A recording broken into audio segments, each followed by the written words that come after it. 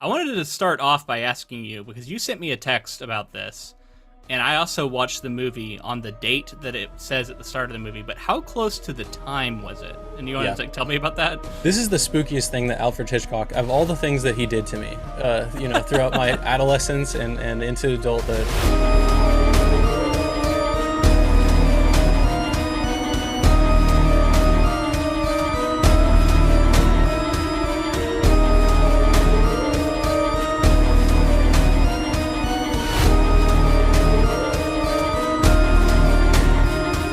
Welcome, friends, to episode 294 of the Ink to Film podcast, where we read the book and then see the movie. I'm filmmaker James Bailey. And I'm writer Luke Elliott. And this week we discuss Alfred Hitchcock's 1960 film, Psycho. Here we are, the master of suspense, Alfred Hitchcock. I don't know that his influence can be overstated. So this is going to be a massive project in terms of covering him and covering this film, Psycho, which by all metrics has pretty much the most iconic scenes ever put to screen. So it's a massive project. I can't believe we're, what are we, almost 7 years into this podcast, and we're just now getting to Alfred Hitchcock, someone we will return to, and someone I'm super excited to talk about. Me too, man. I feel like it's kind of been a subtext thing of this podcast that my experience, especially with a lot of classic cinema, is just super small. And I was thinking about it, and I'm like, I don't know if I've ever watched an entire Hitchcock film. It's something you just see, but like I hadn't seen this whole movie. I saw the 90s version, which at some point we might tackle as like a bonus or something, but I had never seen this original. I'd seen many clips of it. So many of the scenes were super memorable, and because I was like, I've seen that a million times, but other ones completely new to me. But I've loved getting to learn about a lot of classic cinema and these iconic films and iconic directors. So it's really cool to get to do that for this podcast, and I'm excited to learn more about Hitchcock. Yeah, and last week we talked about Bloch and how that, at least to me, that novel felt fairly modern in its conventions and the things that it was doing for 1959. This is plain as day for the Hitchcock film. When you watch this, you can see what would become, I think he's picking up from people like Orson Welles and some people that were developing some of this, but he's this amalgamation director. Like, he took the Soviets, he took like Italian film, he took French New Wave, he took all these different things that were going on all at the same time, and he synthesized it into his own Hitchcockian style and the things that he does with it. I mean, just the way that he moves the camera, the way that he blocks his scenes, the way that, as many great directors that we talk about do, the meticulous attention to detail that's on display. And then this film has such a fun story with where it falls in Hitchcock's career, because it's black and white by choice, and it's a smaller budget because he wanted to break conventions and do some new stuff here. Awesome, man. That's like some of the stuff I know about Hitchcock is his mastery of suspense, like ways that you can stage the same scene to make it more suspenseful. I thought in this movie, the use of music was fantastic. It helps that you have one of the most iconic scores, I think, of all time. That just every time it comes on, I'm like, man, this is a good piece of music for a movie. There was just so much to rave about in this film.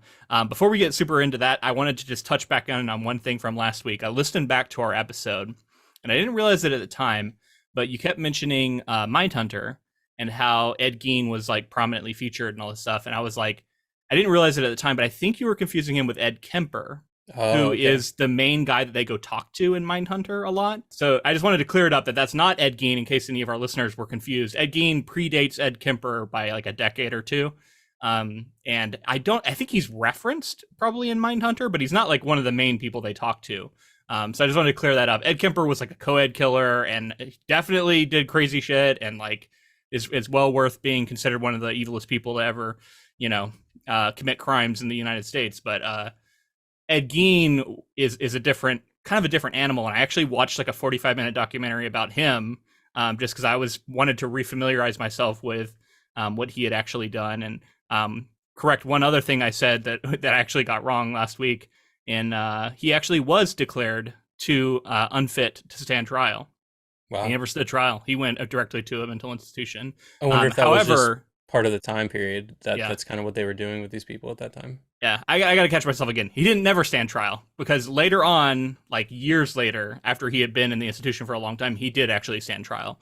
But I don't think it like changed anything. He was going to be in the institution for the rest of his life, and that's what happened to him. But he was so psychotic and like hearing voices and just so unfit that it was like there's no point in even giving this guy a trial, guys. I don't know if that would still play out that way or not. I'm not like an expert enough on the justice system, but at least at the time they just said, no, this isn't even somebody we're going to put on trial.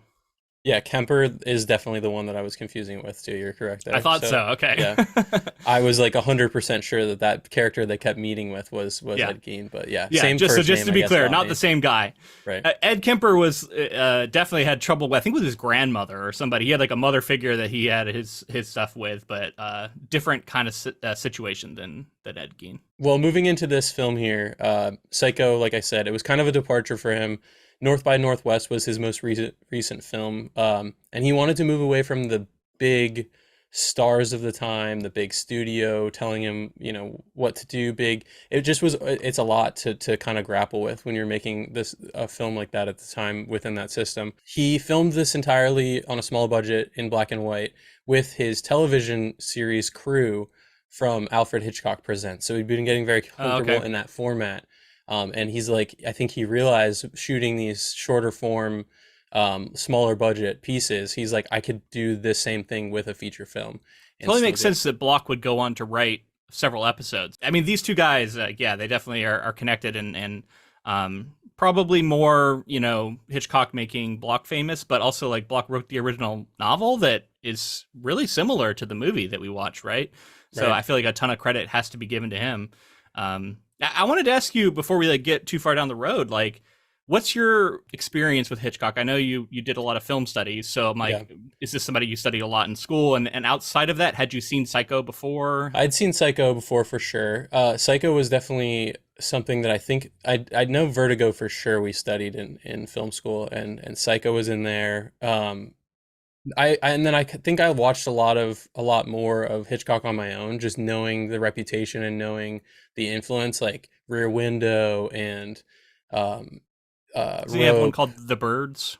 The Birds is huge. Yeah, I haven't seen it. I've just heard about it. yeah, North by Northwest is a good example of like a Cary Grant, giant, massive, biggest movie of the year kind of thing for Hitchcock. Mm-hmm.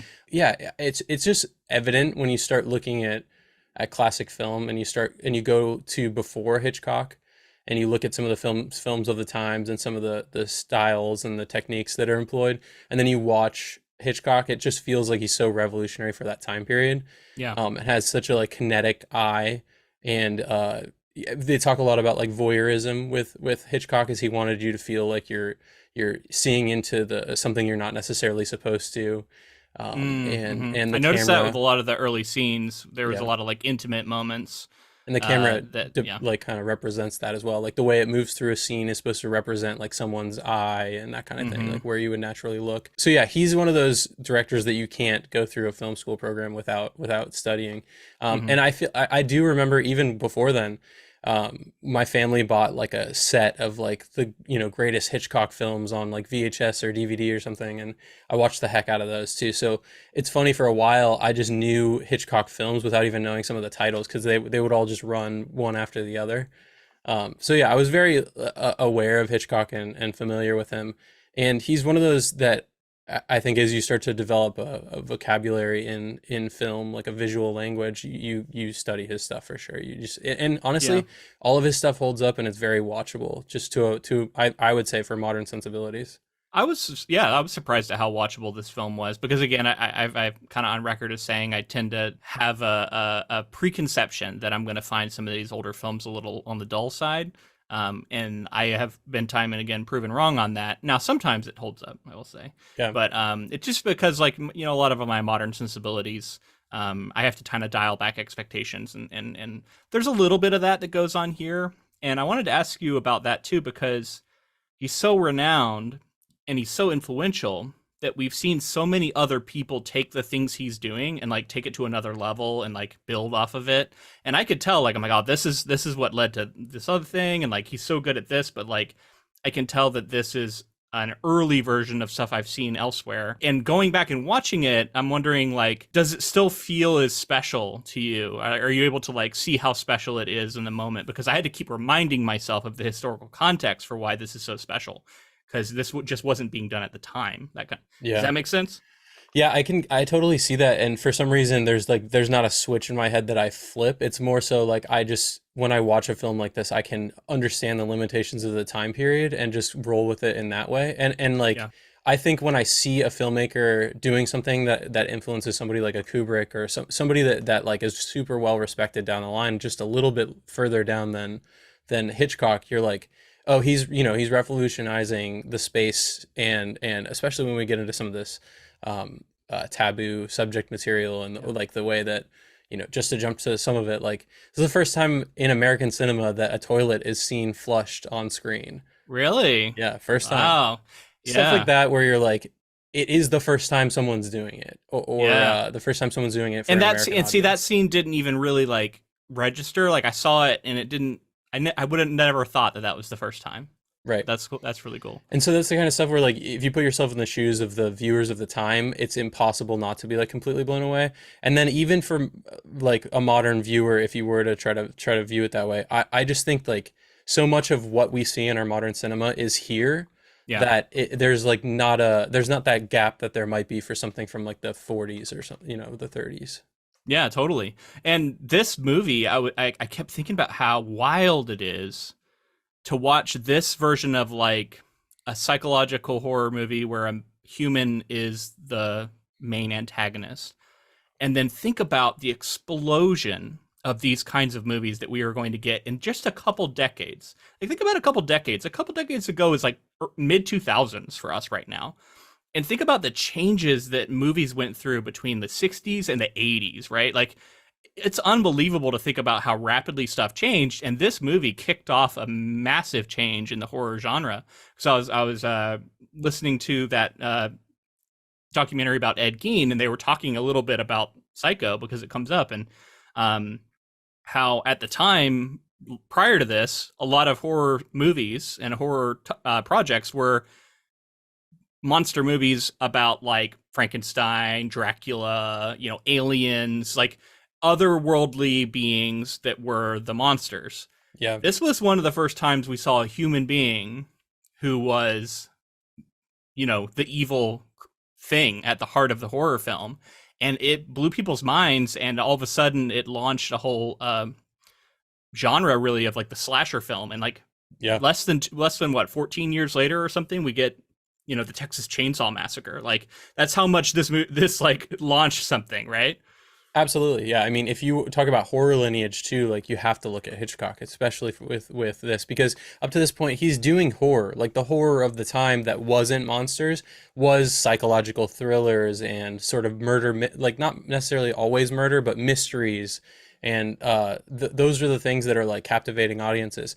And then he shifts it ever so slightly into this murder area, and then you're getting a killer, a slasher. You see the murder weapon, and it's Yeah. still a mystery. It's still a Hitchcockian mystery, but I think he struck gold, and then Yeah. this just I mean, continues on. clearly Like you did. said. And I will confirm something I alluded to last week too, that Ed Gein's crimes coming to light right around the time of that novel, Psycho, and then this film coming out absolutely played into his popularity. People, it caught a national craze.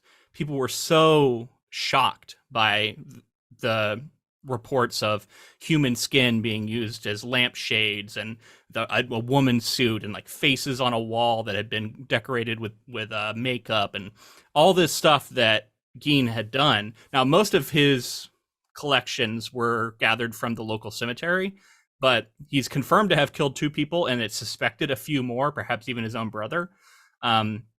So it's unknown how many, like, living victims he had, but just the macabre details of what they found in this guy's house. I mean, if that happened today, it would be one of the biggest stories of all time. Like, and just imagine in the 60s where, like, this kind of thing had never been heard of before. And then all of a sudden Psycho comes out, and it's about a killer with a mom who is, like, driven mad by his relationship with her. And so much of it mirrors what was going on with Gein, that the fascination was there, and this thing just hit like crazy. And speaking of like how hard it hit, the way that Hitchcock went about promoting the film, keeping it a secret, that also was pretty novel for the time. I don't know how Yeah, familiar you big are with this, twist. but he not even just that.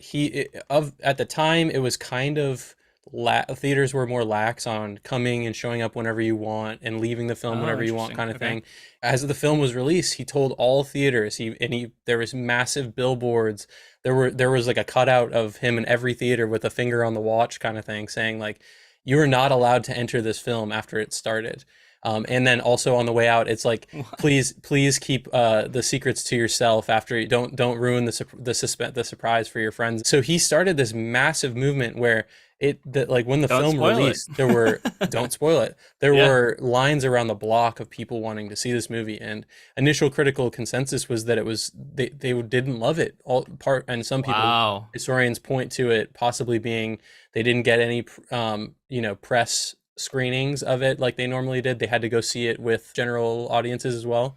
Smelly general people. Gen pop, yeah. Ugh. They Well, and maybe a little bit of stodginess, right? Like, were these critics from another era and they weren't ready for the new thing, right? oh, Like, absolutely, it's that was it's part that of it. scene from Yeah. Back to the Future where it's like you might not be into this, but your kids are gonna love it. Yeah, that's exactly it. And like, but what's crazy is that audiences did love it at the time, and Yeah. people were just like, I mean, it was the highest grossing movie of the year. It was like it did And then I bet you a gangbusters. bunch of critics came around at that point. Very by the end of the year, by the end of that year, many most lists had it in like the top 10 movies of the year, and like Yeah. how incredible it was. We'll get into it, but it's nominated for many Academy Awards and that kind of thing. So Yeah. let's dive a little deeper into this. So Peggy Robertson, Hitchcock's longtime assistant, read Anthony Boucher's positive review of the novel in his Criminals at Large column in the New York Times and decided to show the book to her employer. However, studio readers at Paramount Pictures had already rejected its premise for a film. Hitchcock acquired rights to the novel for $9,500 and reportedly ordered Robertson to buy all copies to preserve the novel's surprises. Paramount, whose Wow. contract guaranteed another film by Hitchcock, did not want Hitchcock to make Psycho. Paramount was expecting No Bail for the Judge starring Audrey Hepburn, who became pregnant and had to bow out, leading Hitchcock to scrap the production. Their official stance was that the book was too repulsive and impossible for films, and nothing but another of his star-studded mystery thrillers would suffice. They did not like, quote, anything about it at all and denied him his usual budget. In response, Hitchcock offered to film Psycho quickly and cheaply in black and white using his Alfred Hitchcock Presents television series crew. Paramount executives rejected this cost-conscious approach, claiming their sound stages were booked, but the industry was in a slump. Hitchcock countered that he personally would finance the project and film it at Universal International using his Shamley Productions crew if Paramount would distribute. In lieu of his usual $250,000 director's fee, he proposed a 60% stake in the film negative. This combined offer was accepted, and Hitchcock went ahead in spite of naysaying from executives. That's an example of somebody sticking to it, right? Like he's in the midst of his career here. He's not an unknown, but to stand by your guns and say no, I know this thing is going to be worth it. And you Um, don't do this at the time. The only person that could do this was him. He yeah, you was have to have a certain amount of power, the biggest filmmaker working basically at this time, and he put his neck on the line, yeah, his own money on the line, um, reputation. and like I said, I think he saw the practicality of it from his shorter works on Alfred Hitchcock Presents. He also felt that this story specifically, being shot in black and white, was more desirable because it prevents the movie from being too gory if in color. Mm, yeah, And so he kind of leaned into, because I imagine even with by today's standards, relatively tame amount of violence and blood or what have you, I'm sure it was still scandalous and probably censors were trying to say you can't have this. I and that imagine was the big thing of the time, right? Is like the censors. There was the like nudity, the Hays like Code that had yeah, been gone on for a long time that we have talked about in the past, but basically yeah. they are a It censorship wasn't still in committee. effect, right? At that point, it was eroding away. It was still like they Okay. were dealing with it, but there was a production code that had to be like there was still a group of people that had to decide that it was okay. When he did eventually approach them, they obviously pushed against it, Yeah. saying it was unprecedented in its depiction of sexuality and violence right from the opening scene. in which we're seeing this couple having sex in a hotel room, or Well, they're the post aftermath. sex Yeah, probably, yeah. the aftermath. It's by today's standards, everything's pretty tame. Right, but you only Yeah, get today's standards because yeah, of this movie. absolutely. That's No, the I point. fully Is like, grant that. I just like, I don't know. I don't want people to get the wrong idea about how salacious this movie is, because if you watch it now, it's really not. she is laying in there in bed in a bra, which, In a bra again, and for like the a time period. and like a skirt. Yeah. At the time, it was against the standards because unmarried couples shown in the same bed was Yeah. like Well, very definitely taboo as way well. against the Hays Code, because that we went over that in a different episode about just how many things that I think maybe our Frankenstein episode is where we really talked about that. I'm really not sure. One of Yeah. our other old movie ones, we've talked about how restrictive that thing was. Yeah, and then we also have some of the gender nonconformity, which Oh yeah, they felt that there was some stuff going on here, which I guess just to get into it now, because we did talk about it last week, there was some anti-trans views, and just like it seems like the norm for the time was that people weren't interested in like gaining knowledge on any of this, and they thought it was like this mental illness kind of yeah. thing that It's you're basically afflicted equated with. with Yeah, mental illness. There was less of a line tied between it and the crime in the movie than I thought in the book. In the book, there was a little bit of more of like equating it with everything else that Bates had done. Whereas in the movie, it was like the psychologist even pretty quickly kind of moved on from it. Like, that's not really what this is. It's something Right. else. And he like Well, and moved they on. specifically say, and I know that this is not the correct term anymore, but I want to address why, but they say transvestite. Yeah. And I didn't realize the context exactly of why. And it's because transvestite implies it is a medical affliction Right. when that's incorrect. So cross-dressing is the correct term these days that we use because that's what the person's doing. They're choosing to cross-dress. For like the action, I guess. The film kind of makes an argument, I would say, that psychologically he's completely a different person, which is not what trans people are feeling. Like, this is entirely like a schism within his identity. Yeah, they're trying to lay out, like, at the time was probably called multiple personality disorder and later has been redubbed dissociative identity disorder. The idea that like his brain had split. I think they even said like half and half. Half is this mother person and the other half is Norman. Getting into the shower stuff, those iconic scenes. The bathroom scenes, especially the murder scene, is maybe, I mean, this has got to be in contention for most iconic film scene of all time, top 3 or 5. I don't think know, there's any right? argument. Yeah, it is. Just like in terms of being that the most iconic or the greatest, it's made like multiple lists. I saw Most like influential. AFI had it listed at like number 2 of all time. So like that's the pantheon in which Psycho is seen today by audiences and critics alike. Psycho is actually now considered one of Hitchcock's best films. It's arguably his most famous and influential. It has been hailed as a major work of cinematic art by international film critics and scholars who praise its slick direction, tense atmosphere, impressive camera work, memorable score, and iconic performances. It set a new level of acceptability for violence, deviant behavior, and sexuality in American films, and has been considered to be one of the earliest examples of the slasher genre, which we talked about. In 1992, it was deemed culturally, historically, or aesthetically significant by the Library of Congress and was selected for preservation in the National Film Registry. All 3. All 3. As we just said, cast was extremely important for this film. Through the strength of his reputation, Hitchcock cast Janet Leigh for a quarter of her usual fee. Yeah, I thought she was great. I was struck by, like, clearly she's young, but how old she feels. It's just the time period, right? Like that the way that people are dressing, the hairstyles, the way they talk to each other. I'm like, she feels like she's 55, yet she looks young. So it was such a strange thing, and how like stodgy everything was back then. And that's like the modern perspective of you saw your grandparents acting maybe in some of these ways growing up, and so you think of that as like older. It's kind of. That's that generation, honestly. Yeah. Janet Leigh is a person whose career spanned 5 decades in the film industry. She was discovered at like 18, then entered into a contract with MGM, and then she starred in films such as Act of Violence, Little Women, Angels in the Outfield, Scaramouche, And then she started acting in some more dramatic roles, such as Safari and Orson Welles' film Touch of Evil, which we've talked about Oh, in the past. on another podcast that I think is now defunct. Yeah, maybe strange, but maybe you could find that episode out there somewhere. 33% Pulp, I think, was the name of that one. yeah, and a really good conversation there, talking about Orson Welles and the legacy Yeah. of Orson Welles and Touch of Evil, as you know, in that genre as well. Her biggest success was starring as Marion Crane in Psycho here. For her Yeah. performance, she won the Golden Globe Award for Best Supporting Actress and earned a nomination for the Academy Award for Best Supporting Actress.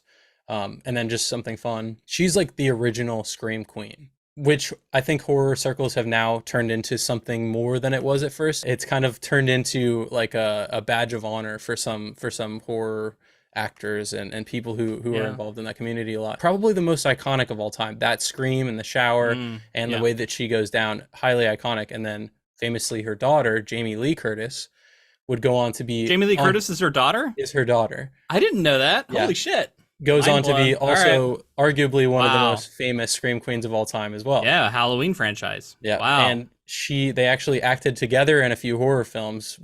Jamie Lee Curtis and Janet Leigh were in The Fog in 1980 together, and Halloween H2O 20 years later. Wow. Yeah, That's rad. the other very iconic performance is Norman Bates here. Anthony Perkins, talking about a villain character and talking about this time period and what a character piece this is and what like depth this character has and Yeah. how much he has to chew on in these scenes and how eccentric he can be. Just one of the most iconic performances in those kinds of roles. So Fascinating to even today. That totally Yeah. holds up, man. Like right. such an interesting performance. And I will give Hitchcock credit for the change here to make Norman Bates into this like young boy next door type character rather than in the book he's definitely your more stereotypical.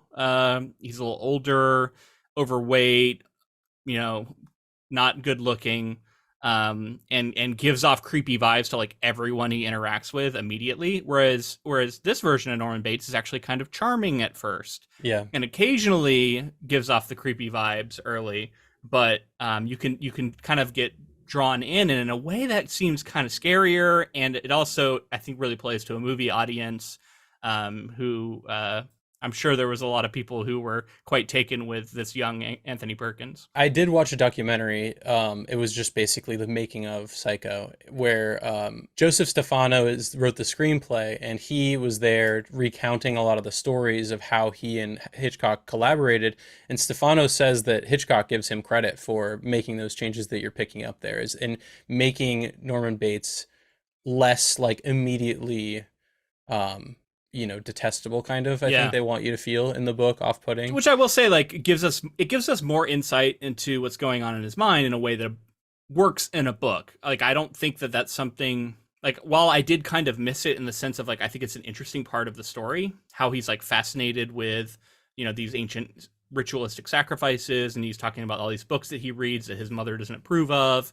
That's all really fascinating stuff in the book. I don't know that it really fits in the movie, so I don't necessarily miss it in the sense of like I don't necessarily think it should have been in there, but I miss it in the sense that I did like reading about it. I thought it was interesting in the book. Nice to read in a book, and it's funny. I read something that like Francois Truffaut, who is another massively influential filmmaker from that time period, says that the novel, in having a conversation with Hitchcock, he claims that the novel cheats by having these extended conversations with Norman and the mother, and the ways that it's stating like the mother is saying something and how that's kind of cheating in the minds of the audience versus like what Hitchcock does, which is like implies it heavily over and over but only shows you visually. And then there's the change in Anthony Perkins' voice, but the cheating I thought was interesting. I felt like it was kind of cheating here too, because isn't it, correct me if I'm wrong, that's not Anthony Perkins doing the mother's voice. That's like a woman. Right. I thought maybe we were going to see a scene of him like doing the voice and I was going to be super impressed, but then I was like, no, that's actually a different person doing the voice. Someone could attain a voice like that, I would say. You could. Sure, and I thought maybe he was doing it for a bit, but then the more I was listening to it, I was like, no, that's not him doing it. No way. There's things that I like about it. Him being more overt, like getting into the mind of him earlier, I think plays into the idea and gives you more seeds early. that like of what the twist is. And I think like Francois Truffaut and Hitchcock, of course, are going to feel like their works or their medium of which they're delivering the story is maybe superior. So I just thought it was funny that they're willing to go that far to say like you're cheating in the novel by having these conversations between the two when there's only one person there or whatever. Well, and it's fascinating too. Like we'll get into it when we get into the plot, but like he doesn't like Bates doesn't show up on screen until like halfway through the movie almost. And where if this wasn't called Psycho, you know what I mean, and you just went and saw some movie called like The Bates Motel or something, I don't know, and like you wouldn't know this was coming at all. Only the fact that it's called Psycho does it clue you in that this is coming. That's the whole thing about the way that he marketed the film. No one knew the script. No one knew. They weren't allowed to talk about it with industry insiders. The actors didn't go out and do press for the film. So they wanted to keep the secret alive as long as possible. Calling it Psycho, even the trailer for this movie, he released was just him giving a studio tour. Like he was going around and showing the Bates Motel and showing this. So Psycho, it almost could have been like, are they talking about this woman going psycho by stealing the money? Exactly. So that's what they were leaning on. And Janet Leigh was a huge star at the time, and killing her in a film was unheard of, killing her halfway through the film. So them selling it by not showing Norman Bates as like a relevant character early on sells the audience coming in. That was one of the most shocking, even more so than the twist at the end. One of the most shocking things is that they killed Janet Leigh. And that's why he didn't want people to come into the movie halfway through, as they might have, and not be like, where's Janet Leigh? This movie's marketed as a film with Janet Leigh, having missed her killing because there's such an impact in that. I love that context, because now I can imagine what it was like to be in a theater, to have no clue what's coming, to have this mega star that you think you're there to see, you know, the story about her and the stolen money. That's been compelling up so far, and then all of a sudden that moment in the shower, which really does kind of come out of nowhere. Like Bates had been being creepy and he looked through the peephole, but that moment in the shower when he all of a sudden you see the figure through the shower curtain, and then what happens had to just be so shocking and terrifying for people. Yeah, they were not accustomed to this kind of horror and like this level of.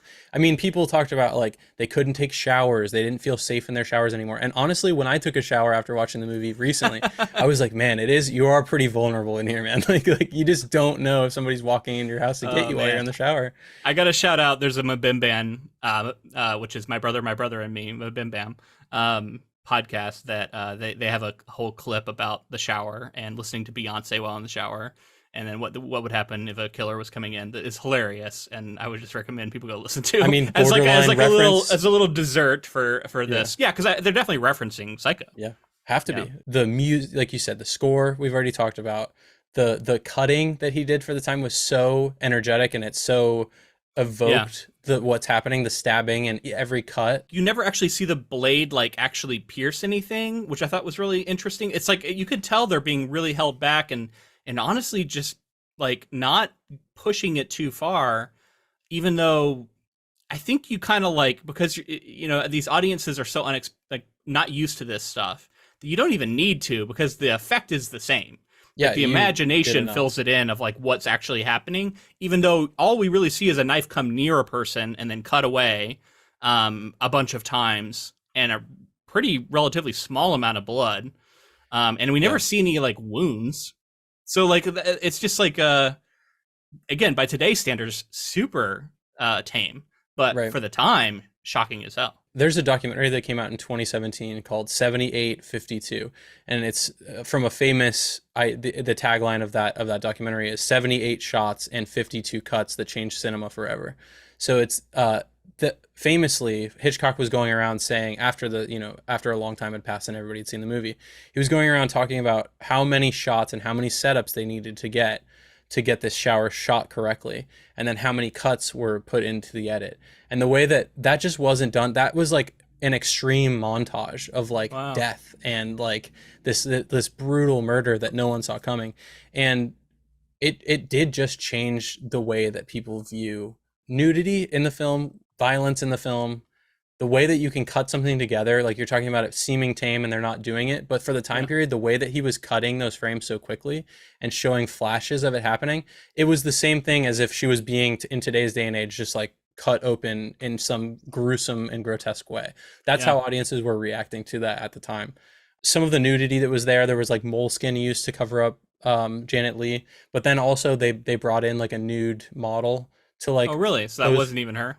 for a couple of the shots that are Mm. more that show a little more. Yeah. And there were some shots that didn't make it through the censorship. There were some Right. shots that like there was this shot, I guess, from above that like showed her butt much more. Mm. And like they were like they couldn't have Can't have that one that. in there. They can't have that in there. So real quick before we move on from him, I wanted to ask about Perkins because I remember we talked about him in something else, and we were like, "Oh, Yeah. this is Anthony Perkins. He's famous from Psycho." What was that from? Because I couldn't put my finger on it. It was Murder on the Orient Express. Ah, Yeah. okay, The okay, star-studded cast with that whole ensemble. that's right. The 70 whatever version we watched. Yeah. Okay. Yeah, it was Cool. 1974. He's an American actor, director, and singer. He was born in New York City and he got a start as an adolescent in summer stock programs, although he acted in films before he set foot on a Broadway stage. His first film, The Actress, was a disappointment, save for an Oscar nod for its costumes, and Perkins returned to the boards instead. He starred in Friendly Persuasion in 1956, which earned him the Golden Globe Award for Best New Actor of the Year and a nomination for the Academy Award for Best Supporting Actor. Rushes of the film led to Perkins landing a 7-year semi-exclusive contract with Paramount Pictures. He was their last matinee idol. So again, we're seeing like almost the end of some of these the contract era, like the big studio Yeah. era here, with people that are acting around this time and creating films around this time. Paramount was concerned with heterosexualizing Perkins' image, which led to a string of romantic roles alongside Audrey Hepburn, Sophia Loren, and Shirley MacLaine. Now, this is something I didn't know about Anthony Perkins, Interesting. but he was a gay man, and Oh, okay. it seemed like So the that's time why they were period concerned with it. exactly, and Yeah. the time period seems that it was forcing him into the closet and Yeah. like a lot of other stuff like this. But what goes on eventually, it just gets to be really sad, honestly. He eventually would go through like conversion therapy, Oh God. and like marry a woman, and it seems that he still would have affairs here and there with men, Sure. and it's just really unfortunate to look back at this time period and think about how heartbreaking that is for an actor like this and such a massive icon for Yeah. horror films and for Fucking just awful is what it is, and yeah. it's a good thing we don't have anybody dealing with that kind of shit these days, and there's no more conversion therapy. I wish I could say confidently, although Yeah. I know that it is still a thing that goes on and is awful still to Yeah. this day. I would say that the artistic industries tend to be more accepting of Yeah. people from all different walks of life these days. But so it's just crazy to see someone like this, and I just was shocked. I didn't know, and what a thing to have to go through in your life, you know. And he unfortunately eventually would die of complications with AIDS. So it's like Wow. I think in the 90s, he could be seen today as like a gay icon. And Mm. instead, because of the society at the time, I think it's kind of something that's hush hush and not talked about. So I definitely wanted to mention that here. Okay. Something I Yeah. just wasn't aware of. He was able to score an occasional serious role, such as in the Broadway play Look Homeward Angel, for which he was nominated for a Tony Award. Although he was once again cast as a romantic lead in Jane Fonda's film debut Tall Story, he was shortly thereafter cast as Norman Bates in Alfred Hitchcock's Psycho, which established him as a horror icon and garnered him a Bambi Award nomination for Best Actor, as well as a win for the International Board of Motion Picture Reviewers. His work in the 1960 horror thriller also led to him being typecast, and in order to escape the same villainous roles, he bought himself out of the Paramount contract and moved to France, where he debuted in European film with Goodbye Again. That film earned him a Best Actor Bravo Auto nomination, a second career Bambi nomination, as well as his winning the Cannes Film Festival Award for Best Actor. After European films featuring Sophia Loren, Orson Welles, Melina McCory, and Brigitte Bardot, Perkins returned to America in 1968 with his first American film after an 8-year absence, Pretty Poison. In the film's wake, he starred in commercially and critically successful films such as Catch-22, Play It As It Lays, Murder on the Orient Express, and Mahogany. He would also eventually reprise his role as Norman Bates in Psycho 2 in 1983, Psycho 3 in 1986, and Psycho 4, The Beginning in 1990.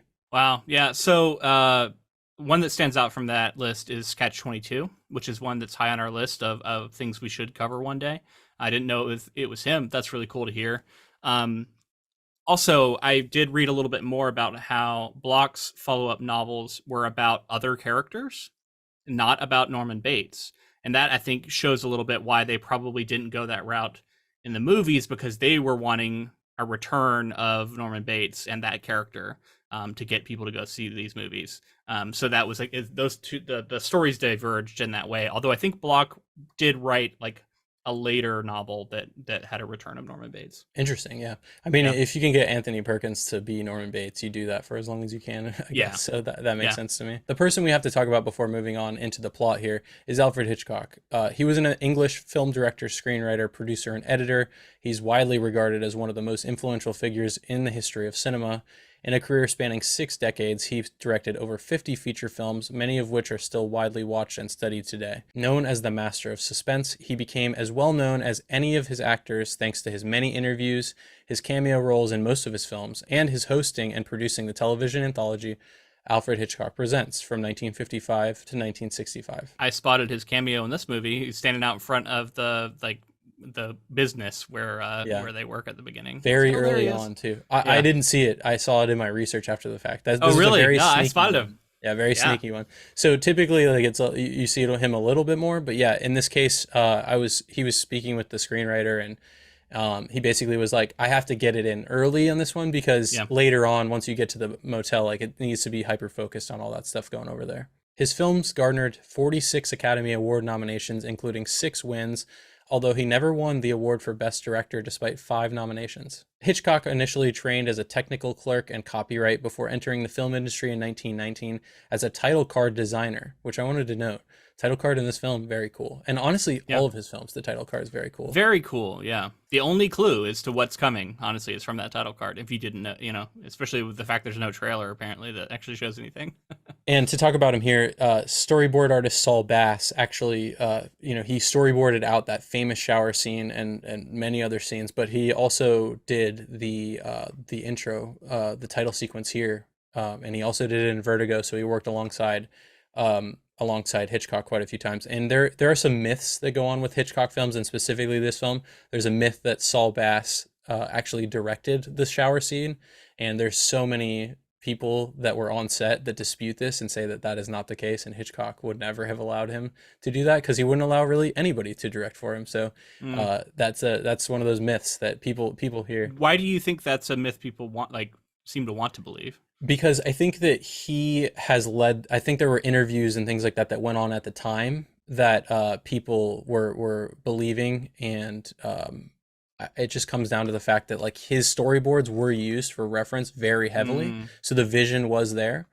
Many maybe people just wanting to give credit to him that they didn't feel like was being given, maybe. Yeah, and I think it's just like one of those things where people want to like create these conspiracies sometimes, like, oh man, like, did Spielberg direct Poltergeist or not? And like we've talked about that kind of stuff as well. If you look at his storyboards though, like the killer appearing as a silhouette, the details like the close-up of the slashing knife, Janet Leigh's desperate outstretched arm, the shower curtain being torn off its hooks, the transition from the drain to Marion Crane's dead eye, which is incredible filmmaking. Awesome. That's all in his storyboard there. So again, credit to him for those, but he did not direct that scene. Right. So he had the concepts, yeah.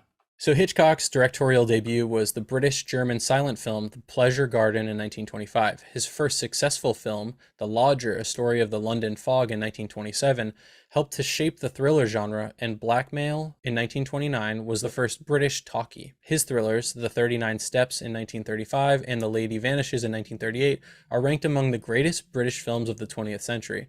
By 1939, he had international recognition, and producer David O. Selznick persuaded him to move to Hollywood. A string of successful films followed, including Rebecca, Foreign Correspondent, Suspicion, Shadow of a Doubt, and Notorious.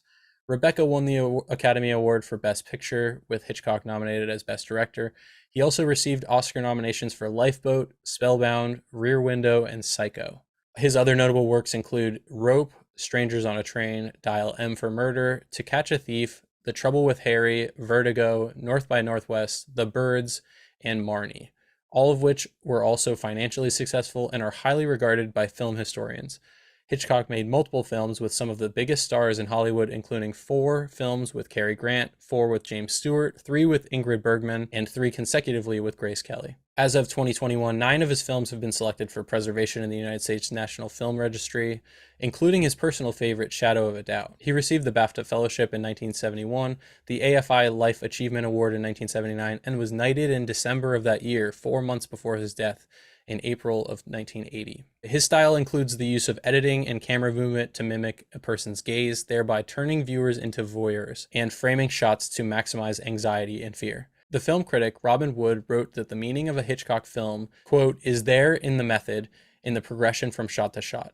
A Hitchcock film is an organism with the whole implied in every detail and every detail related to the whole. Okay, yeah, I can see that. That I think really good writers are that way too, where you can look at like every page seems to play into some sort of overarching theme or overarching goal for the work itself. So I think that's just really masterful art in general. One of the things you can look at is where like everything is of a unified whole to a specific purpose. Absolutely. Yeah, I mean, we talk about these kinds of filmmakers, and I think like attention to detail is a shorthand for me when I talk about these kinds of people. But when you get someone who's just a genius that understands art in a way that like few do, you get that like perfect synthesis, like you're saying, like every single thing in the frame, every single thing is done so intentionally, and it still feels organic and it still feels artful. And I think Hitchcock is definitely a case of that.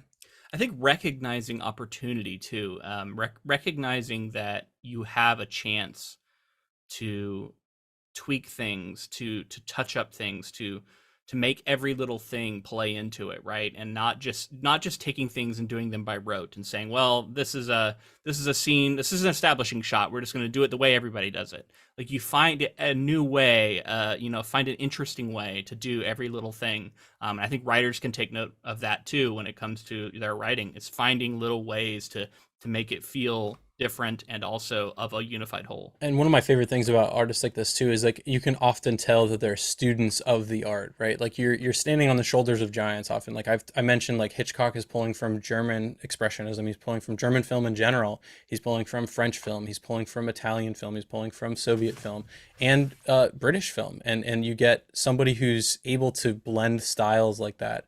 And like you said, maybe use opportunities to combine them to make a greater whole in ways that people haven't done before, and seeing opportunities to do that. I have to mention this as well. In December of 1926, Hitchcock married the English screenwriter Alma Reville. Reville became her husband's closest collaborator. Charles Chaplin wrote in 1982, quote, "The Hitchcock touch had 4 hands and 2 were Alma's."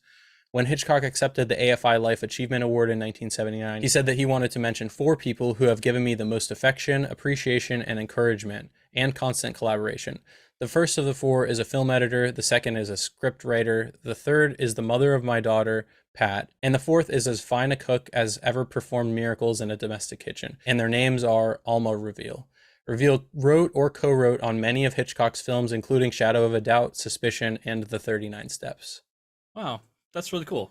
Yeah, they're a package deal there. And I've read so many cool things about Hitchcock in doing research for this, but one of the things that I appreciate too is like he would end the day sooner, I think, than the norm at the time. And often it was to have time with family and to specifically spend time with his wife. So they would always go to dinner after a shooting day or something like that. And to see someone of this high caliber have the opportunity and have the want to, to savor life and also, perform this art at such a high level, I think is it's cool, because like I think often we think of these people as like single track minded, Yeah, and they having don't care terrible work-life balance, right? Yeah. Absolutely. There are books and books and books and documentaries and all kinds of Yeah. stuff you can read on about Anthony Perkins, about Janet Leigh, and especially about Alfred Hitchcock. But we got to keep this podcast in a manageable time length.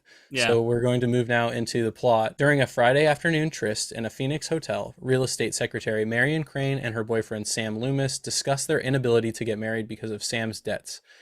Marion returns to work, steals $40,000, and sets off to drive to Sam's home in Fairville, California. She pulls over and falls asleep and is woken up by a police officer the next morning. Her anxious behavior makes him question her motives, and he asks to see her license but lets her go. Marion hurriedly trades her car with Arizona plates for a car with California plates. The trade is all for naught as the officer had been watching the whole time. She stops for the night at the Bates Motel, located off the main highway during a heavy rainstorm, and hides the stolen money inside a newspaper. Proprietor Norman Bates descends from a large house overlooking the motel, registers Marion under an alias, and invites her to dine with him. After Norman returns to his house, Marion overhears him arguing with his mother about his wish to dine with Marion. Norman returns, apologizes for his mother's outburst, and discusses his hobby as a taxidermist, his mother's illness, and how people have a private trap they want to escape. When Marion suggests that Norman should have his mother institutionalized, he becomes greatly offended and insists there is nothing seriously wrong with her. Marion decides to drive back to Phoenix in the morning to return the stolen money. As she showers, a shadowy figure appears and stabs her to death.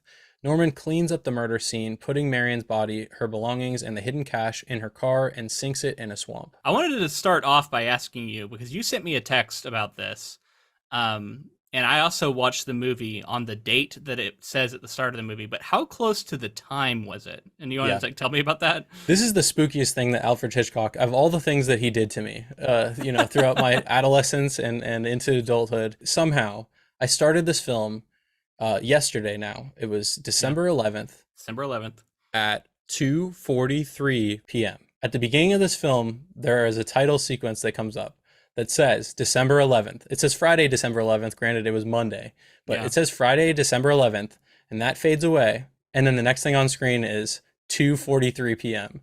And I could not believe it. It was mind blowing. I texted you 2 minutes later. I paused the movie, texted you 2 minutes later, and I have goosebumps right now thinking about it. It was like one of those things where our patrons selected this project. Who knew that we were going to cover it? Who knew that I would watch the movie rather than on the weekend on a Monday at exactly that time? Just, I don't know. It's one of the craziest things that's ever happened on the podcast. So I had to mention it. What a spectacular bit of serendipity there. That is amazing. And definitely creepy too at the same time, because, December the 11th, here we are watching this thing and capping off our year with an iconic horror film.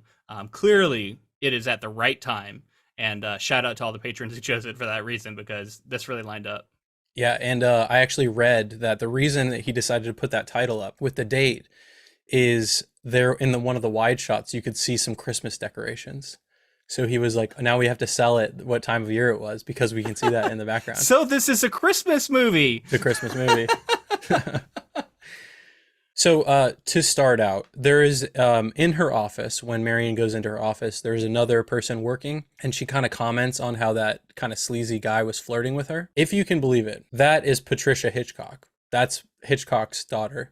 The other woman. Yeah, Carolyn. Wow, okay, that's his daughter. Name. He would only cast her in movies if she was right for the part.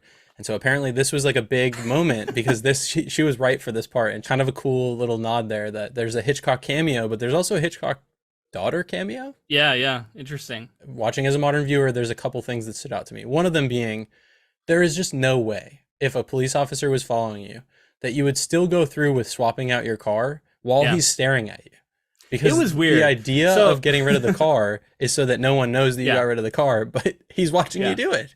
So let's back up a little bit. I looked up how much $40,000 in today's money is. It's over $400,000 in today's money.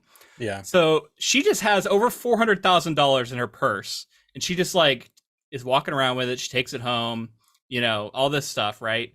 They just trust her to take it to the bank, put $500,000 in your purse and go take it to the bank. Sure. Very cavalier with this money, considering its purchasing power. And then, this whole thing with the cop, I wanted to give her credit for kind of throwing him off the scent, and she was being pretty clever with the way she was doing things. But then, as soon as she gets to the used car dealership, she starts behaving so sus. She's like, no, I just want it now. No, I don't want to test drive it. No, I don't care. I just want it now. I'm not in a hurry. What are you talking about? I'm in a hurry. Why do you think I'm in a hurry? I'm not in a hurry. Give it to me now. And I'm like, settle down. You're messing this all up. You're doing it so poorly. Because before that, she'd been doing pretty well, but she loses all composure here. And this cop, who looks just like fucking James Woods. I don't know what it is. I was like, this can't be James Woods. Is it like a time traveler? How is this possible? Just fucking staring at her with these big aviators. And again, that's the gaze, like you were talking about with the film, just looking at her. I felt it the whole time. Like the idea of someone just watching her from afar is kind of a foreshadowing of what was going to happen with Norman soon. And then it also recontextualizes the whole thing, because at first this is like she's going to get found out, but then this ends up being like what happened to her is discovered because we needed this trail. They're really selling that initial story, right? Which is so smart for this twist there's multiple twists, but you know the first one that's coming. But I also read that Hitchcock has like a healthy fear, I think he called it, or something like that, of law enforcement. So he like really wanted to put that in the film here. I think he said something along the lines of like, there was like his dad wrote a letter he was meant to drop off at the police station, and when he did, the police officer like put him in a cell for a little while and was like, this is what we do with naughty boys or something. And so that kind of like got seated in his mind, and he just like didn't like law enforcement, so he decided to put that into this film here. And I think his time. Yeah, there's some cool stuff with some trademarks of Hitchcock, like driving in a car is such a Hitchcock thing, and specifically, and he does like, it so looking well down the barrel, looking directly at the person who's actually kind of breaking the fourth wall by looking at us. Looking down the barrel of the camera is just something that like I think typically will break the immersion, but in his case, I don't know how he balances this. It doesn't break immersion for me. He does such a good job with everything in the car. And I think a lot of it has to do with like the reverse shots and what we're seeing and like stuff that's being shown, because it's clearly being like projected on something behind the set, right? And you can tell that it's that kind of setup. But then he keeps breaking that and showing us the outside of the car and showing us things that keeps that immersion real. And yeah, I was taken with all of these scenes of her in the car and just how good they were. She's having all these, like, she's replaying the conversations been happening in her mind, and she's finding all these parts where she's realizing, oh shit, I'm going to be found out. Here's all the mistakes I made. And then when the rain starts coming down, he does such a good job of selling how difficult it is for her to see and how dangerous it is, and how she's like, I got to get off the road. And I thought all of that played really well, and also was like setting up this creepy moment, right, where you're coming in out of the rain to this hotel. There's a few things that I noticed that I didn't ever on a previous viewing. Reflections and mirrors and and shadows, especially.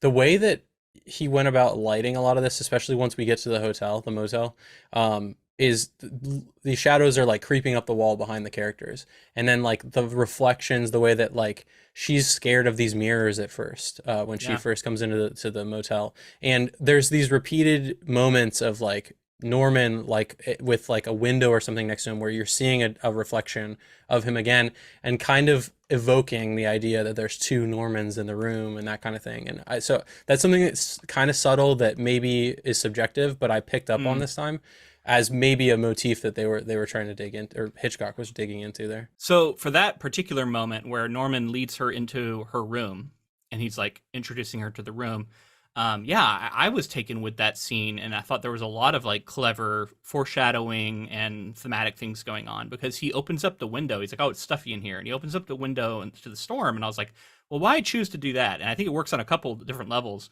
One, it sells this being a real location and not being on a set, because like you the fact that there's like a storm going on and you're opening up a window and there's like a breeze coming in, but also it's like an intrusion, and him like choosing to intrude upon her space already there, like kind of foreshadows what he's going to do with the peephole. And then of course the brilliant moment where he's kind of pointing out everything in the room, and then he turns on the light in the bathroom and he says, and then he like stutters and can't say the word bathroom, and she has to fill it in for him. And it's again like a insight into his mind and what he's planning already at this stage. There's so much foreshadowing that goes on too. Like they very soon after this, they start to have a meal together. They're sitting down together, and he starts talking about the taxidermy. In one of the most like iconic, I would say, moments again, you have these birds, right? They're all taxidermied up, and specifically that looming owl. Yeah. And I wanted to ask what you got from that. I got a predator. And it's right over him, and it's hunting. Like, right, this is what an owl looks like hunting. And I was like, that's what he's doing right now. And that's what we're sort of linking him to. I got the same thing as you, right? Like he's the way that he's framed in one of those shots with the owl up above him, just like just preying on this. The way he talks about birds and the way that he mentions like you eat like a bird, all of these Yeah. things are like evoking like some sort of hunt or eat or consume. Yeah. And I was like, man, They're this is actually eat quite a bit. They're quite voracious, or whatever he says. Yeah. Was that a raven he was tapping on there? Maybe the little Edgar Allan Poe connection. maybe, I don't yeah. know. I didn't even think about it at the time, but just in this moment, I'm thinking about it. There was that was the other one. He was like, I think he even like puts his hand on it at one point. Yeah, I don't know if it's for sure it was a raven, but I mean, like if you're Yeah. doing horror Some stuff, sort of like blackbird. Yeah. maybe Poe does have play a small influence, and you want to do a little cameo there. Why not? You mentioned the set, and it all the Bates Motel, all the Bates house, and the stuff, the motel specifically. That all is a set, and it's Yeah. on the Universal lot, and it's still there. If you go on the Wow. Universal Studios tram tour, you can tour this That's cool. They were Psycho like, set. this is so important. We're gonna keep it. Oh yeah, it just That's continued awesome. to be iconic, and it's a big part of their tour, I think. And it's Hitchcock, right? Like that's massive history to be able to go back and see. Well, one of the things that didn't work quite as well for me too, as it did in the book, and I know that Truffaut said, and brilliant filmmaker Truffaut, and I know he said it's cheating, but the way that they do it in this movie, the conversation between Bates and his mother was also kind of like wonky, and because Yeah. like she just has the window open and they're just like screaming at each other in a Yeah. house She can nearby. hear it from pretty far away, quite clearly. And it doesn't help that it's definitely another person's voice, as we've discussed, which is also kind of cheating. And it's creepy. And the voice, specifically the voice of the mother, I just felt like that was a moment with my modern sensibilities where I was like, okay, like it's a little hokey just to get us there, but it works well enough. I did love the moment where he says, what does he say? A boy's best friend is his mother. An amazing line, especially coming from him. Right. And what that, goes on to mean on your second viewing when Yeah. you're That this analyzing it had to all. be one of the first movies where everyone was like, I gotta see it again, right? And I gotta see what they did to foreshadow this shocking moment. And all of a sudden, all this stuff makes sense. Whereas the first time you see it, you're like, why are they doing this? And why is he being so creepy? And like, what's going on? I mean, there's definitely been others leading up to that, but this is definitely one that was like so popular that everyone Yeah. saw it, and I'm sure they went and saw it multiple times because, Yeah. like you said, It's all. I feel like that's a caveat we should always give whenever we're getting really excited about something being the first. It's like it's yeah, probably not the first, but one of. it's so big, right? It's like the touchstone. It's the one that like everybody saw. So for many people, it probably was the first, right? Like even if it's not Popularizing it. the first that was done, it's the first that a lot of people experienced. But this moves us into the shower scene. We've talked about it a little bit, but a Yeah. couple of things I want to note in watching some of these documentaries and making ofs. Janet Leigh, there's another myth. The myth is for her to execute those screams as well as she did, Hitchcock would suddenly change it to really cold water and it would get her. Myth, total myth. Okay. She did All not right. need that to get the screams correct. She is, in fact, a very proficient scream queen. She can figure out how to do that on her own as an actor, and she did. Sure. Uh, that myth has been squashed as well. Although there were things that were uncomfortable about it, and specifically, she talked a lot about the scene where she's like bent over the side after she's been stabbed quite a bit, Yeah. and she actually had to lay there motionless. And originally she was going to wear contacts, but then like there was going to be some adjustment period that they weren't going to have time for. So she actually had to lay there, and they did that really slow pull out from there, and then eventually pan away from her, and then it moves to like into the room. The camera moves into the room to show the money on the table, Yeah. and then a pan out the window to the Bates house. Um, Again, incredible blocking, incredible use of a shot, and like moving the camera and the Yep. scene in a motivated way to tell a story all in one go. And like that looming threat outside of the Bates house. There is the moment where in that it cuts to the shower head again for a second and cuts back to her. She actually had to take a breath there, so they had to find like a cutting point.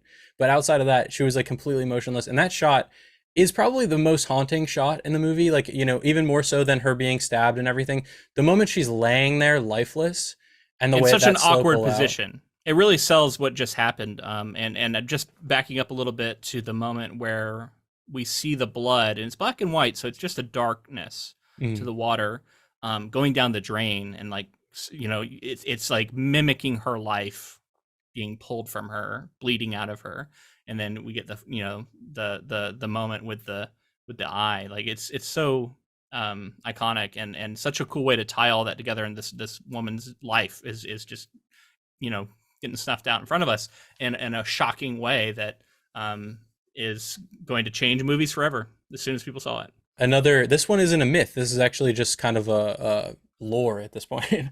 Another thing that people talk about in film history. That's chocolate syrup. That blood is in fact chocolate Really? syrup. Famously, Okay. yeah. People talk about it all the time.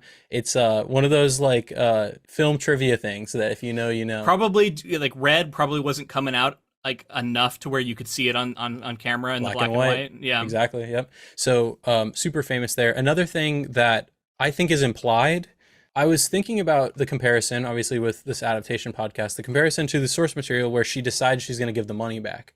And I do think that it's possibly implied that she was planning to go back to give the money back in this case, right? And the shower is like her like she's like this it's specifically her performance too. It's like she's smiling and she seems like she's I was relieved gonna say she looks really happy in the shower. Yeah. And it seems like she's made a decision that she's like, all right, it's gonna be fine. I'm gonna give this money back, and she's made a decision to go back.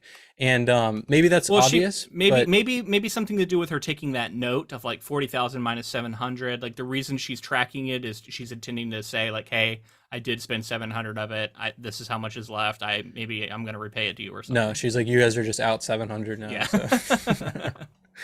It's a funny moment too there where she writes the note to herself, because I'm like, I mean, 40,000 minus 700. I feel like I can do that math in my head usually. A little bit. Yeah. But hey, if you need to write down evidence so that you can flush it down the toilet, then to show the toilet for the first time in American cinema, then go for it, right? It was interesting. There was this thing that Norman Bates kept doing with gum, and he would like, I don't know. I didn't really know what was going on at first, but he would just be chewing, and he would kind of throw something in his mouth real quick, and he'd start doing this chewing. Yeah, it was actually candy corn. There's a bag that he's holding. Is that what it is? I was like, is this gum? But then like it would go away after a while. That's interesting, because I've always heard about like villainous characters. It's a thing to have them eat, right? To have them like eat on screen. Yes. And I wonder, like, is this one of the early cases of that? It really could be, and I actually read that was improvised. That Anthony Perkins wanted to do that, and Hitchcock would allow improvisation, and that's something else we should talk about with his filmmaking techniques. Is he's like, I'm fine with improvisation, I'm fine with you doing this or that, but you have to be on mark for the movement of my camera. If my camera's in motion, you need to be following it and keep the distance and everything like that. And he was a dictator when it came to that stuff. He was definitely uncompromising in the way that he would go about filming things, because he had a very specific vision for them and he wanted to execute it well.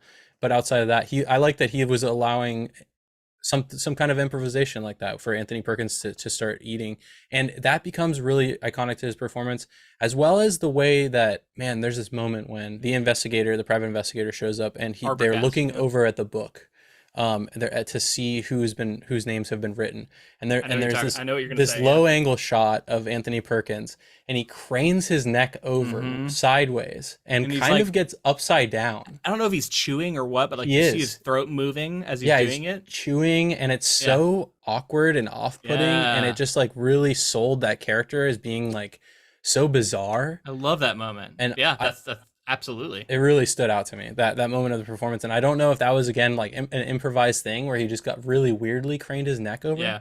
But I noticed it, and it was effective. The other thing we have to talk about with the shower scene before we move on is the iconic score. Of course, yeah. Yeah. The screeching violins, violas, and cellos, it's all string instruments. And the entire film score is all string instruments. The composer is Bernard Herrmann, and this specific part is titled The Murder.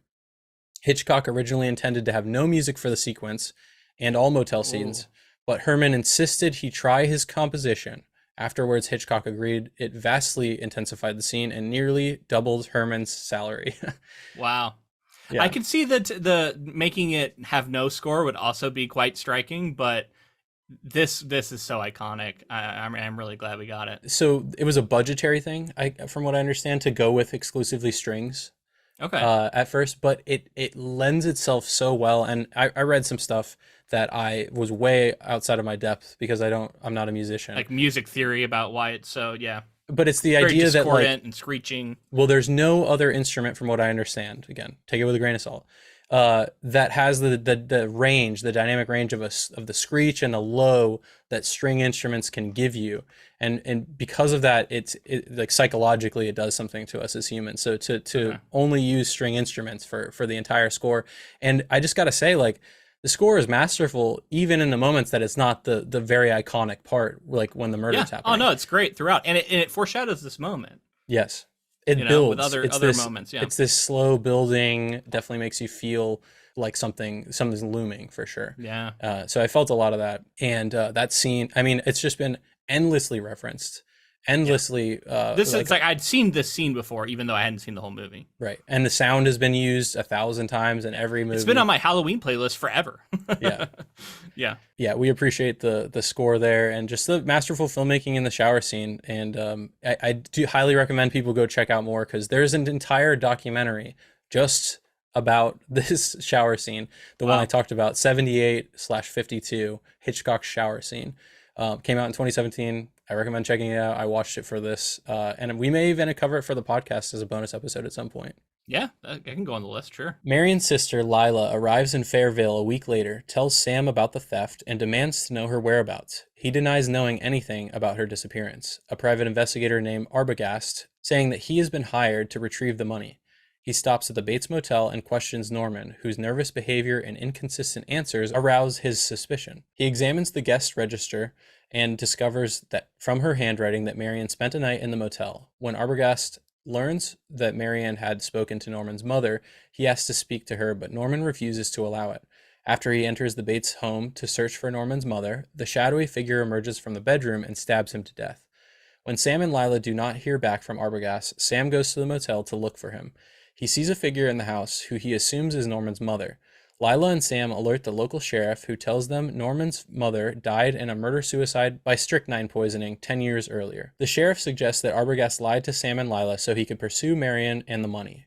Convinced that something happened to Arbogast, Lila and Sam drive to the motel. Sam distracts Norman in the office while Lila sneaks into the house. Suspicious, Norman becomes agitated and knocks Sam unconscious.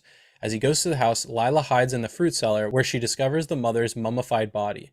She screams in horror, and Norman, wearing women's clothing and a wig, enters the cellar and tries to stab him. At the police station, a psychiatrist explains that Norman killed his mother and her lover 10 years earlier out of jealousy. Unable to bear the guilt, he mummified his mother's corpse and began treating it as if she were still alive. He recreated his mother as an alternate personality, as jealous and possessive towards Norman as he felt about his mother. When Norman is attracted to a woman, Mother takes over. He had killed 2 other women before Marion and Arbogast. The psychiatrist concludes that Mother has now submerged Norman's personality.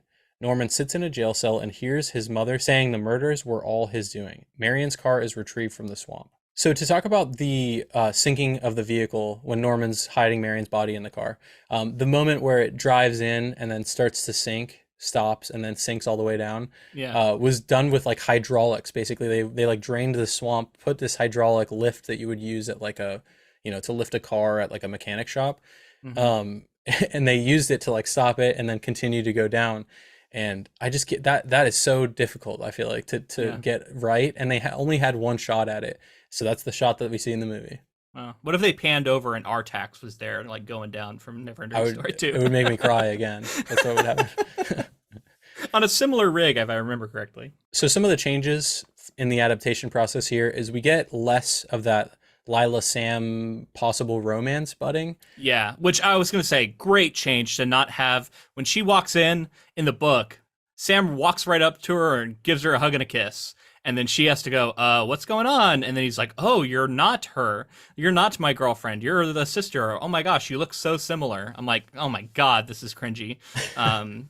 Let's hope that this doesn't happen in the movie. And then thankfully it doesn't, because it's ridiculous. Yeah, and I think it focuses up the story some, right? Like we want it to be about Norman. Once it gets to that halfway point, we want to know what's going on with Norman, and we want to see these characters. We want to believe Lila and Sam as characters on their own, and we want to see them pursue. I honestly liked them as like a pair here. I like the way they work together. I like the way that it really was more Lila pushing for everything. I think that's true in the book too. Sam, he goes along with it, but he's not the one who's like pushing to be like, we're going to go investigate, we're going to do this, we're going to do that. I thought it was effective. I like them and what they do with the characters here, and that they do keep it more platonic Yeah, because it's also weird for Sam to be like moving on so quick after he just found out that Marion has died with her sister, no Agreed. less. What did you think of Arbogast in this movie and his Yeah, impact? I thought he was really good. You know, he has one of those faces that looks super familiar. So I've probably seen him in other stuff, or he just looks like other people I've seen and stuff. I don't know. But you know, I think he plays that kind of character that the audience probably thought like, okay, this guy's gonna figure it out. He's the detective. He's come in and like he's also. I thought it was really interesting how when he goes to the house, that's our first time in that set. From all time before that, it was just up on the hill, right? It was this distant thing, and then he's the first one who actually goes in there. And then at this point in the movie, you still don't know the reveal, right? It's kept really till the end because the way it was shot, you never really saw for sure that was Norman Bates, who killed Marion in the shower. So when you think it's still the mother, you think that there's this mother who's killing people, and that Norman Bates is complicit and covering up for her, but he's not the one who's actually killing.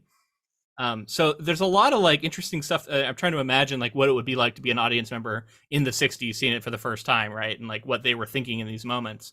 And yeah, you think that the mother has come out and killed him, with another, you know, slashing moment where he falls down the stairs, very tame by today's standards, but probably pretty shocking at the time. Another surprise kill that I don't think the audience would have seen coming. Yeah, and the way that it's shot too is like it's so like lingering on him coming up the steps, and it's a very slow shot, then immediately into this quick cut from above. Yeah. That's a very awkward angle, and then he's boom boom stabbed by, you know, someone in women's clothing. So it's again selling that. And that becomes important later when we have Lila exploring the house looking for the mother, because at that point we still think she's a real person, living person that she's looking for. And so we're like, oh shit, what happens when she finds her? Is she gonna, you know, get stabbed just like we saw happen to Arbogast? The way that they shot that, by the way, as he like falls all the way down the stairs, was there was like a rig that he was like attached to like with the camera, and they like slowly Could moved kind all of the way tell. down, and he's like back and forth. Yeah. But then I think they also shot like a separate plate to then put the film over top of it. So that, you know, it looked like he was actually falling down the stairs. Using the technology they had available for the time, I think it still looks fairly good, but you can definitely tell that something's going on there. And then we get to this shot of Norman's hiding Arbogast's body in the swamp as well. And he's like standing out by the swamp, and that's when Lila and Sam get there, and they start screaming and yelling, and they're like, "Where are you?" They're just, you know, screaming for Marion. And there's this shot where the light is hitting Norman on either side of his face, and the middle of his face is in shadow still while he's standing over there. And it's just like, it's so creepy. It's so smart to use your lighting that way. And I swear I've seen that technique used a million times. One of the specific times that came to mind was Sin City, if you've seen that, where like they use that really hyper contrasty stylized look for the lighting, and there's times that characters' faces are completely in shadow when the rest of their body isn't, and it's kind of what it made me think of. Awesome. Love that. So after they show up, right, I thought a really clever bit of adaptation is the decision to split up Lila and have her investigating the house at the same time that Sam is with Norman, and the way that suspense builds, because again, we think Lila's in danger to the mother. We see Sam with Norman, and we know that he's kind of in danger because we've seen what Norman can do. A little bit at least, although I guess at this point you're not really sure if he's the one who's actually killing people.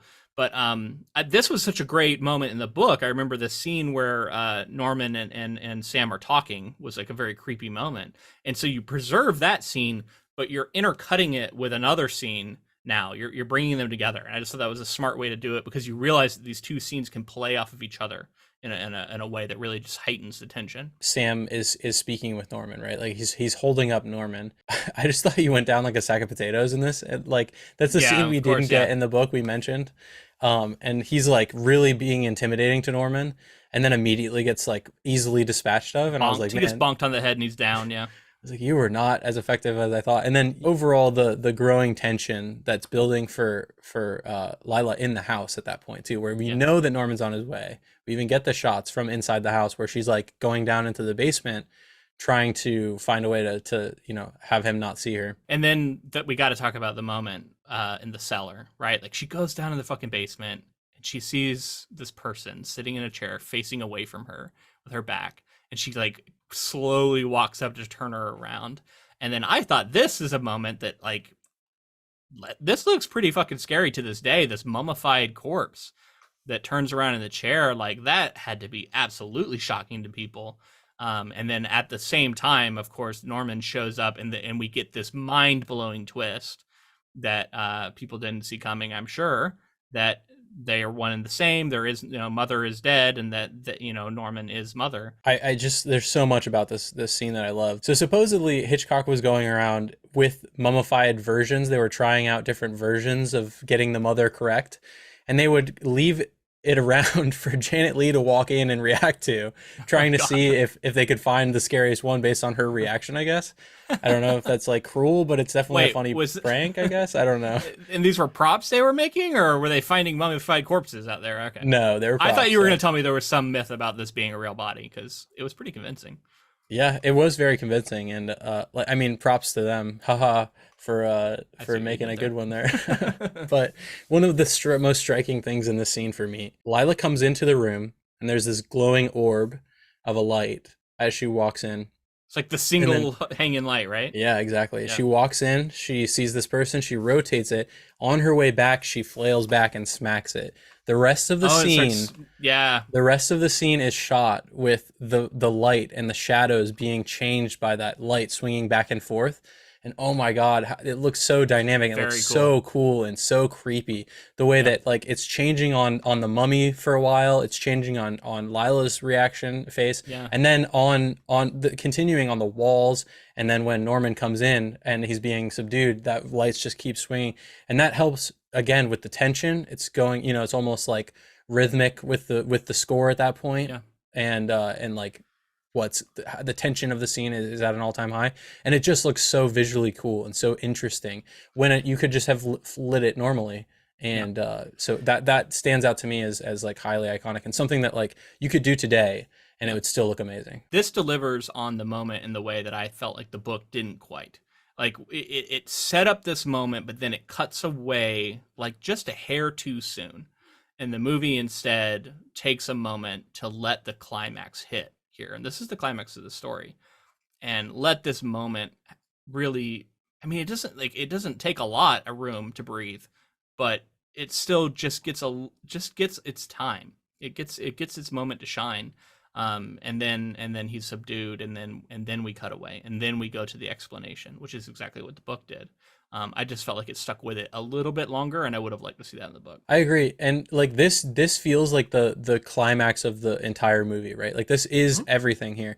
And then in the book and here we have another scene.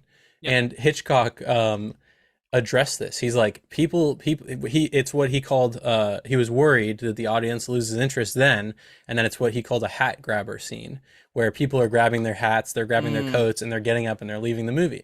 And he's like, how do we make it more interesting? And for the time period, what I understand is he and the screenwriter approached it as scientifically as they could. And they wanted to really show like the psychology of what's going on and sell it with some interesting, cool twist that brings it all together. Well, and he had to be aware of what was going on with Ed Gein, because this was happening around this time, and the details were starting to come out, and there was a fascination with killers like this, and like how this could ever come to be. All of a sudden, it probably seemed more plausible to audiences than it ever had before.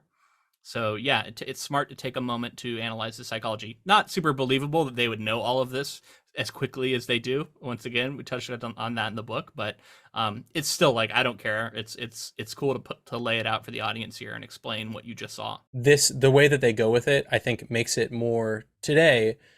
While it's still quaint in the idea of like psychology and the idea of like what is actually being represented here, they did something that psychoanalyzed this film and went on to be what some people call this film the first psychological analysis film. Like this is a psychoanalytical film.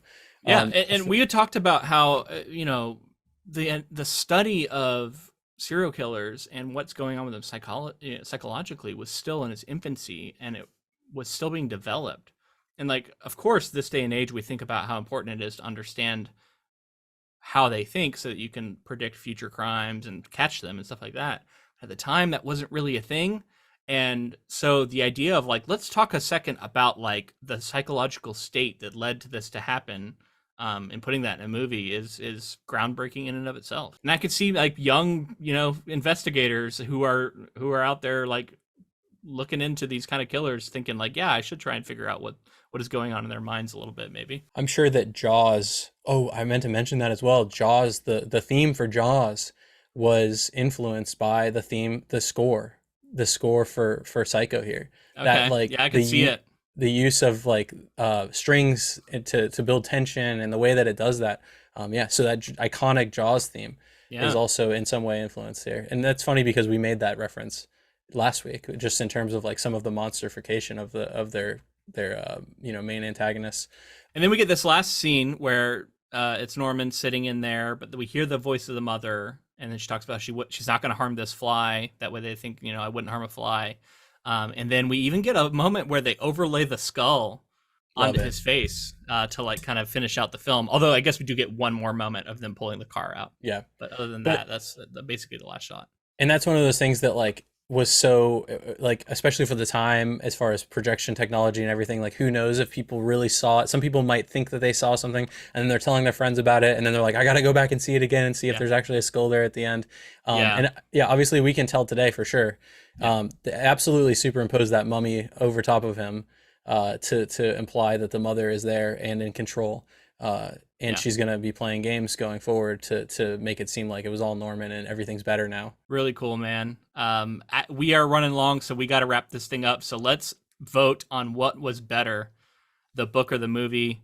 I'll go first. This is an easy one. It's going to be the movie for me. Although I will say the book was better than expected. It has some stuff going for it. There were some cool moments of interiority. I do feel like I understand Norman Bates and his psychology better from the book than I do necessarily from watching the movie.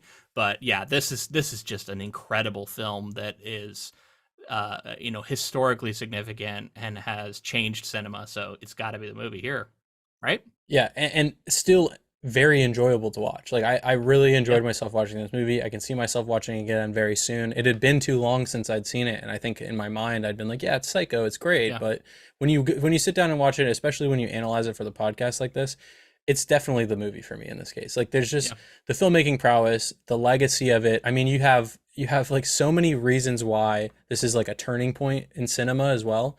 Just like outside of the fact that it's an enjoyable film with great twists and great film like cinematography going on. Alfred Hitchcock is in theaters as a cardboard cutout telling people to be on time for movies. Like if that doesn't sell you on just the legacy of this movie, like that's awesome to know that like he was so dedicated to it. And you can see filmmakers still dedicated to their craft and wanting the audience to get the perfect experience.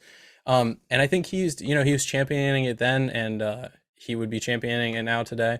Again, I started it by saying like the influence of this film cannot be overstated. If you want to, there's documentaries, there's tons of books to read about this stuff. We barely scratch the surface when it comes down to it, and I wish I could break it down, shot by shot, because it is that significant. And I love this film. We will have to circle back to Hitchcock. I'm really curious now. I don't think I've seen any of his other films. Like you listed them all, and I'm like, I've heard of a lot of them, never seen them. So I would love to return to him in the future and see if we can find another adaptation he's done. I'm sure there are others, and really dive into more of his stuff. But I wanted to say we are going to announce our Christmas project at the end of this episode, so stick around to the very end for that. If you enjoyed our coverage of Psycho and you enjoyed us, just geeking out about film history and Alfred Hitchcock, please let us know in the form of a rating and review on whatever app you chose to listen on. And it would be a nice little Christmas present for us too. We'd love to see those. And leave us a comment and like and subscribe on YouTube, because that helps us with the algorithm. Let us know that you enjoyed it. We'd like to have these conversations underneath our video are always fun to have. And make sure to connect with us on all other social media. We're on Facebook, Twitter, Instagram, TikTok, Blue Sky. Find us wherever you're on social media. Yeah, wherever you are, come find us, because we're there too. We're on basically everything these days. And if you'd like to support this podcast monetarily, well, first off, you're amazing. What a great person. We would hugely appreciate it. We do have a Patreon. It's patreon.com/inkToFilm. That's how this project was chosen, by our patrons. If you'd like to support us, patreon.com/inkToFilm. Yeah, long overdue covering this project. We should have covered this long ago. So thank you to the patrons again.